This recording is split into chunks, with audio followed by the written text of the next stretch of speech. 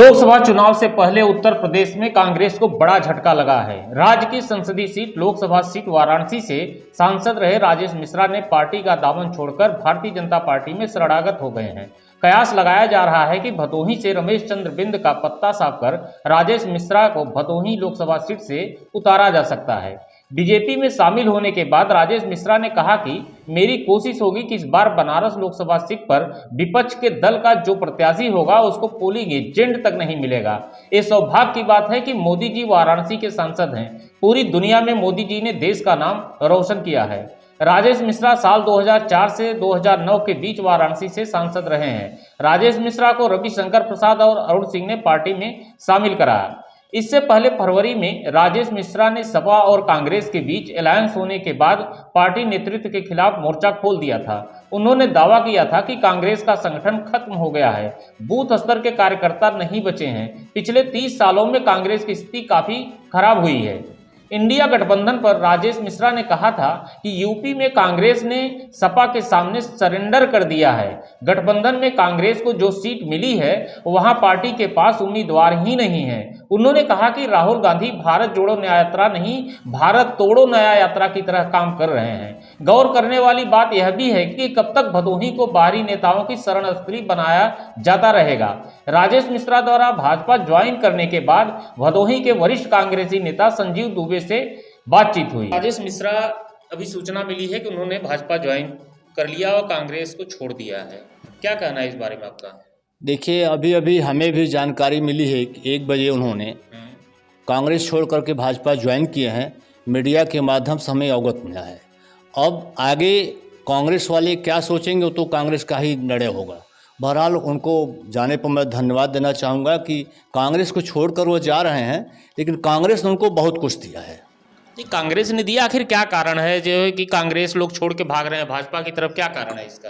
पहले तो कारण मैं बता दूं कि भाजपा अगर अच्छी ये बात है कि भाजपा एक ऐसी पार्टी है कि जो गलत काम करके जाएगा और उसके पास एक ऐसी नदी है, उस नदी को स्नान करके वो उस पार हो जाएगा तो पाक साफ हो जाएगा। मतलब राजेश मिश्रा जब तक कांग्रेस थे तब तक सही थे, यानी कुछ उन्होंने गलत किया जिसके लिए? नहीं, गलत उन्होंने नहीं किया है। उन्होंने कांग्रेस के लोगों से उपेक्षित होकर के, हाईकमान से उपेक्षित होकर के उन्होंने कांग्रेस छोड़ा है।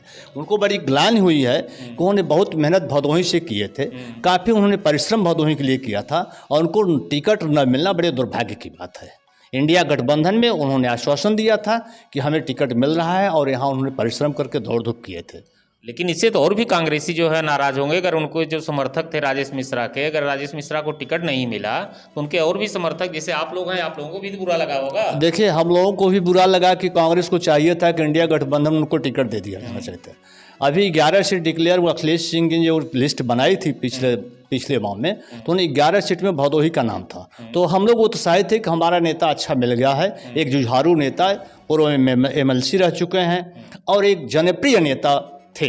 अगर वो आ गए होते तो हम लोग पूरी ताकत के साथ उनके साथ लग जाते। नहीं, अब तो भाजपा में चले गए ना, तो अब जो है अगर भाजपा उन्हें भदोही से उतारती है तब भी तो ताकत के साथ लगेंगे। उनके समर्थक आप लोग देखिए, अब यह तो संभव नहीं मैं बता पाऊंगा कि हम लोग क्या करेंगे। बहरहाल ठीक है, करीबी होता है वो तो साथ में जाता है ना। नहीं, करीबी की बात नहीं है। देखिए के नेता है, उन्हीं लोगों के उम्मीद पे, उन्हीं लोगों के भरोसे पे तो उन्होंने जो है भाजपा ज्वाइन की है। एक संगठन होता है, संगठन माँ के समान होता है और उस संगठन को कोई छोड़कर जाता है तो अच्छा नहीं लगता है, चाहे जो हो। तो मैं यह चाहूंगा कि संगठन छोड़कर गए हैं। राहुल गांधी की जो है जो न्याय यात्रा निकाल रहे हैं, भारत न्याय यात्रा, इसके बारे में भी बोला है कि जो है गलत शब्द का प्रयोग किया है कि सही नहीं है। नहीं, उनका वो मकसद नहीं होगा। गलत करने का राहुल गांधी को मकसद नहीं होगा। उनका मकसद अपने लिए जो उनको टिकट नहीं मिला, जो उनकी घोषणा नहीं किया गया, वो उपेक्षित होकर अपने विचार को दिए हैं। लेकिन उनका व्यक्तिगत विचार है, संगठन का विचार नहीं है। नहीं, संगठन का विचार, लेकिन उपेक्षित हुए ना, इस बात उपेक्षित तो हुए, हम लोग भी चाह रहे हैं। कांग्रेस नेताओं की उपेक्षा की जा रही है। हाँ, बिल्कुल उपेक्षा की जा रही है। इसमें हाईकमान जो है कांग्रेस के वर्करों को, जो जमीनी नेता हैं, उनको वो समझ नहीं पा रहे हैं। तो आप लोग भी उपेक्षित महसूस करते होंगे? कांग्रेस में भी तो कर ही रहा हूँ। बहरहाल कांग्रेस में आहत हैं अंदर से ना? बिल्कुल आहत हैं, इसमें कोई इसका मतलब कि आप भी भाजपा में जा सकते हैं? नहीं, ये संभव अभी नहीं है। आहत ही नहीं, सम्मान ही नहीं आपको मिल रहा है तो क्या करेंगे आखिर? कांग्रेस में करेंगे? देखिए, हम लोग NSY से जुड़ा हुआ हूँ। पहले मैं छात्र संघ का चुनाव लड़ा था KNPG कॉलेज में। उसके बाद हमने सेवा दल ज्वाइन किया था। सेवा दल से जिला कांग्रेस कमेटी में 2 बार मैं महासचिव था, 2 बार मैं उपाध्यक्ष था, मैं उत्तर प्रदेश कांग्रेस कमेटी का मेंबर भी हुआ था। तो अगर छोड़ना होता मैं पहले ही छोड़ चुका होता।